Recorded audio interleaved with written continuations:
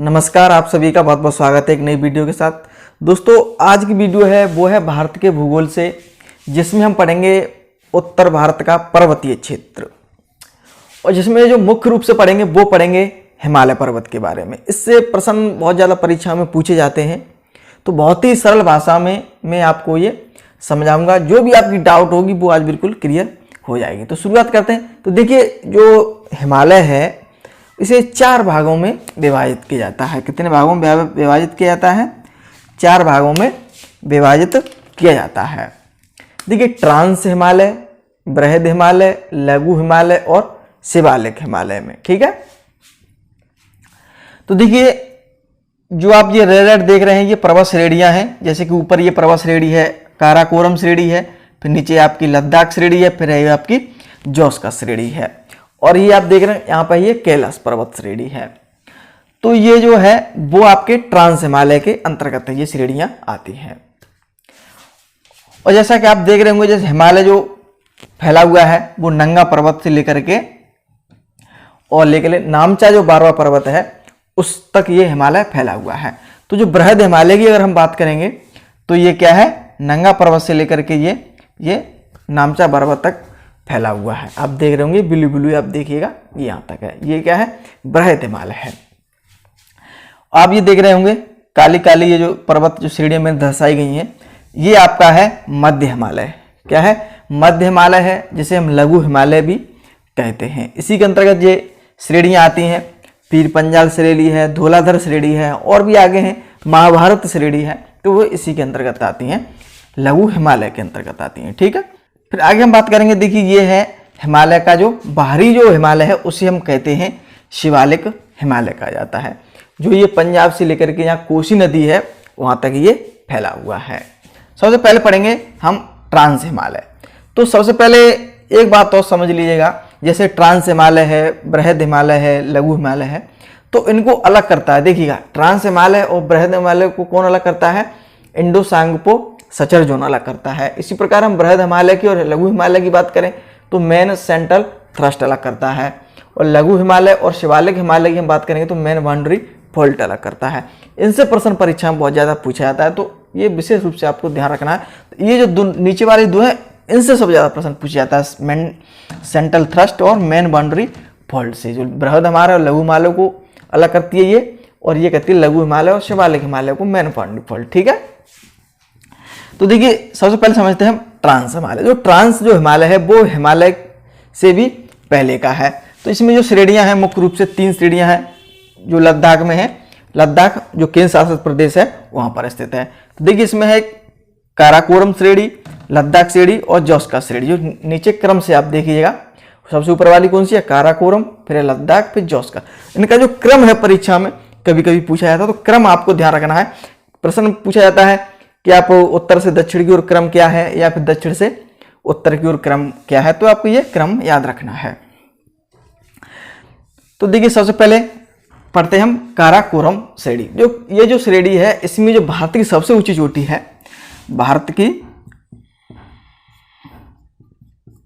सबसे ऊंची चोटी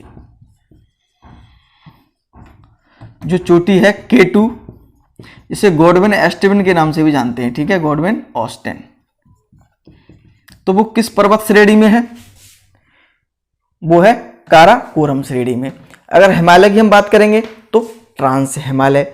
अगर हम राज्य की बात करेंगे तो पहले ये जम्मू कश्मीर राज्य में थी ये K2, लेकिन क्या जैसा आपको पता है जम्मू कश्मीर को 2 केंद्र शासित प्रदेशों में विभाजित किया गया है, तो अब वो कहाँ पे है?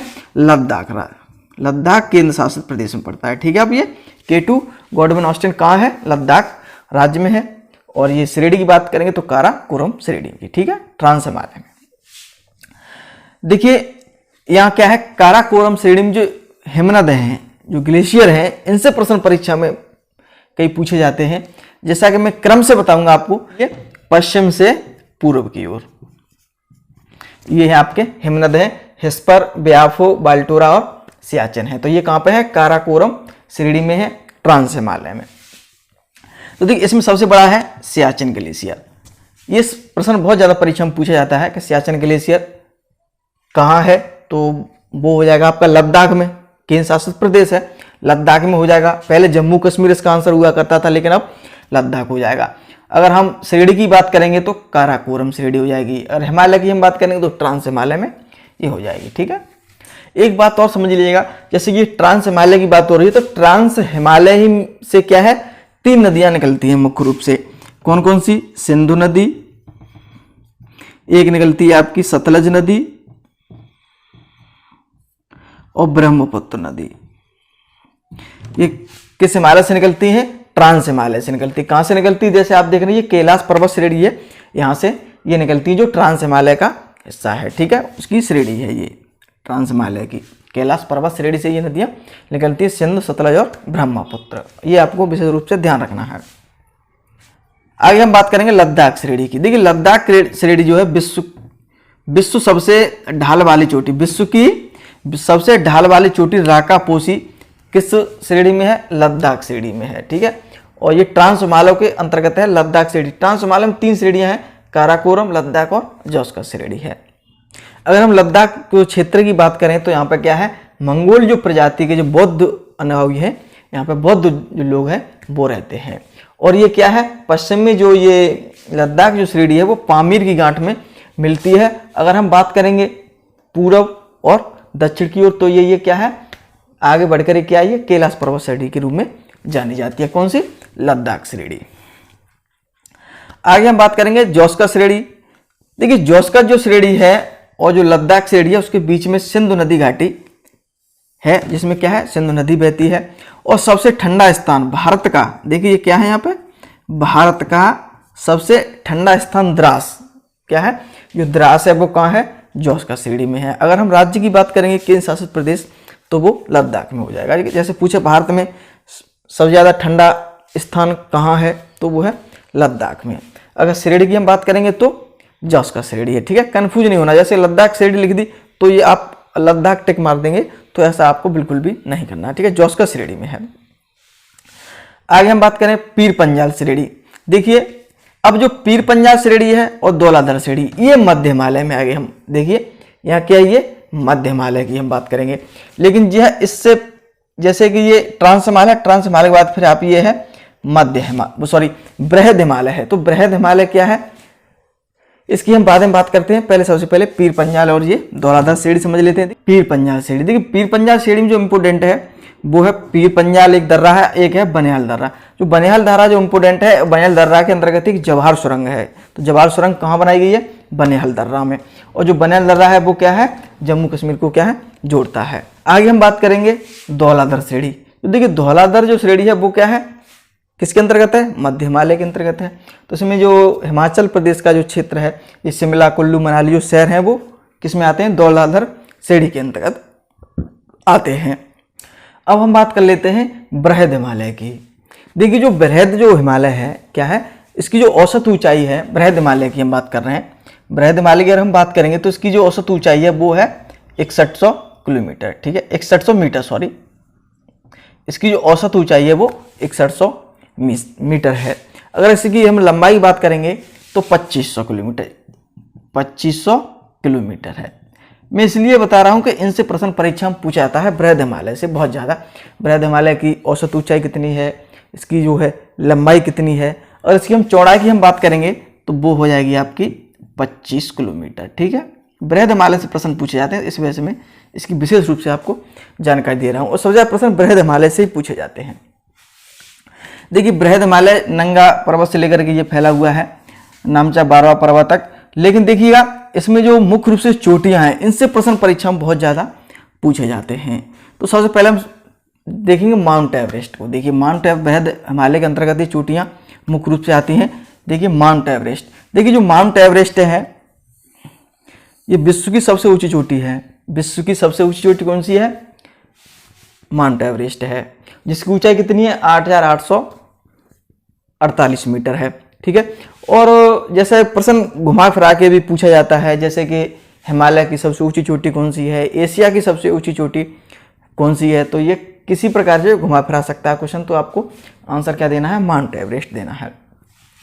और भारत की सबसे ऊंची चोटी कौन सी है, तो वो हो जाएगी K2 8611 मीटर इसकी ऊंचाई है। और हिमालय की दूसरी सबसे ऊंची चोटी भी हो जाएगी, ठीक है। और जैसे आगे हम बात करेंगे जैसे कंचनजंगा। कंचनजंगा क्या है, भारत की सबसे दूसरी ऊंची चोटी कौन सी हो जाएगी, कंचनजंगा हो जाएगी। कहाँ पे है वो, सिक्किम में है। और ये K2 कहाँ पे है, लद्दाख में है, जिसकी ऊंचाई क्या है 8611 मीटर है। आगे हम बात करें मकालू। देखिए जो मकालू है ये नेपाल की जो दूसरी ऊंची चोटी हो जाएगी। पहली माउंट एवरेस्ट है, दूसरी मकालू हो जाएगी। और ये है धौलागिरी और अन्नपूर्णा, ये जो चोटियां हैं वो कहाँ हैं, नेपाल के अंतर्गत हैं, ठीक है, नेपाल में है ये। तो उसमें मकालू की जो ऊंचाई है वो आपकी है 8481 मीटर है मकालू की। और जो धौलागिरी की जो है वो है 8197 मीटर। और अन्नपूर्णा की जो है वो है आपकी 8072 मीटर ऊंचाई है। एक प्रश्न और परीक्षा में पूछा जाता है कई बार, नंदा देवी जो है उत्तराखंड में है। कहाँ, उत्तराखंड में है। और जो नंदा देवी की जो ऊंचाई है वो है 7816 मीटर है। और ये कुमाऊं हिमालय के अंतर्गत आती है। प्रश्न घुमा फिरा के पूछता है कुमाऊं हिमालय की सबसे ऊंची चोटी बताइए, उत्तराखंड की सबसे ऊंची चोटी बताइए। और जो कुमाऊं जो हिमालय है वो सतलज नदी से लेकर के जो काली नदी है वहाँ तक ये कुमाऊं जो हिमालय है वो फैला हुआ है। आगे हम बात करें, देखिए जैसे कि हिमालय का कुछ जो पहाड़ियाँ हैं, ठीक है, जैसे गारो, खासी और जयंतियाँ, ये क्या है, पूर्वोत्तर भारत की पहाड़ियाँ हैं। जैसे गारो कहाँ है, मेघालय में है, ठीक है, मेघालय में है। इसी प्रकार जो खासी है वो क्या है, असम में फैली हुई हैं और मणिपुर में भी फैली हुई हैं। जो नागा है वो नागालैंड में, नागा पहाड़ियाँ कहाँ हैं, नागालैंड में। इनसे प्रश्न परीक्षाओं में पूछे जाते हैं। पटकाई बुम भी पहाड़ियाँ यहीं पर स्थित हैं, तो यह है, इनसे भी प्रश्न परीक्षाओं में पूछे जाते हैं। आगे हम बात कर लेते हैं अरावली की। अरावली जो पर्वत श्रेणी है वो विश्व की सबसे पुरानी, ठीक है, पर्वत श्रेणी है अरावली। और इसकी जो ऊंची चोटी है वो है गुरशिखर। जो गुरशिखर, इसकी ऊंचाई है 1722 मीटर। और यहाँ पे देख रहे होंगे विंध्याचल, ये मैंने इसलिए दर्शाया है कि विंध्याचल जो पर्वत श्रेणी है यहाँ से क्या है, भारत क्या है, दक्षिण भारत और उत्तर भारत जो है विभाजित होता है 2 भागों में।